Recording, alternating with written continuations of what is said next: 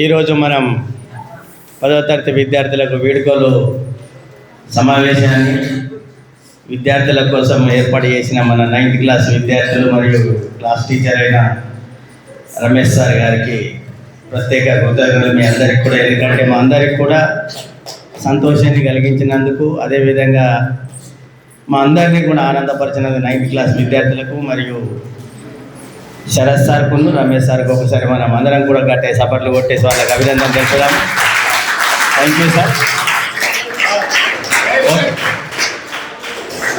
పిల్లలు ఇక 10th class విద్యార్థులకు వీడ్కోలు సమావేశం 9th క్లాస్ వాళ్ళు ఎందుకు ఇస్తారని అంటే, మాకంటే ముందు బ్యాచ్ మా అన్నలు అక్కలు వెళ్తున్నారు కాబట్టి మీ అడుగుజాడల్లో మీ మంచి అలవాట్లను నేర్చుకొని మేము మీకు వీడ్కోలు పలుకుతూ మేము మీ బాధ్యతను తీసుకుంటామని వారిని పంపిస్తూ, మీరు 9th క్లాస్ వాళ్ళు ఆ బాధ్యతలు స్వీకరించి, మనకెందుకనంటే మన పాఠశాలకు పెద్ద పిల్లలు మంచి పేరు తెచ్చేవారు.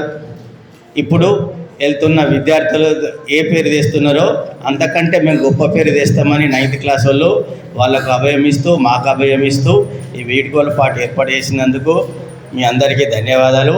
ఇక 10th క్లాస్ పిల్లలకు వచ్చేస్తే మనం సార్లందరూ మీకు అన్ని సూచనలు ఇచ్చారు.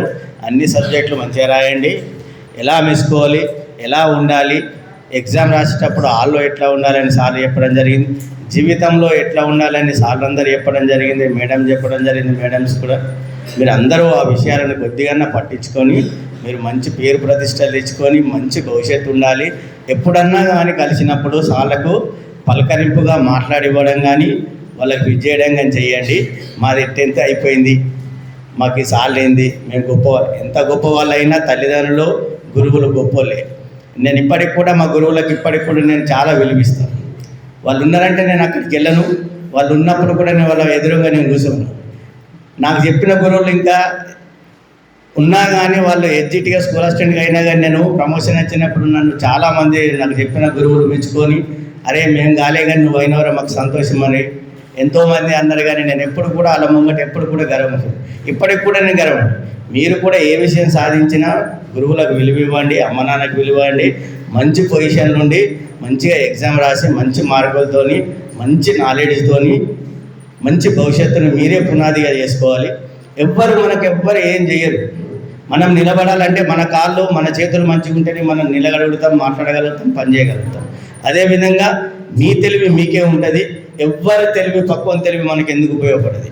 మన వెంకట సార్ చెప్పినట్టు మీకు కూడా ఎన్నోసార్లు చెప్పాను, 10 ప్రశ్నలు చూసి రాసే బదులు 2 ప్రశ్నలు ఓన్గా రాయండి. మనం ఎప్పుడూ కూడా గొప్ప వాళ్ళమే. మనం ఏ కాంపిటీషన్ ఎగ్జామ్కి పోయినా కానీ ఆ 2 ప్రశ్నలతోనే మన భవిష్యత్తు మారచ్చు.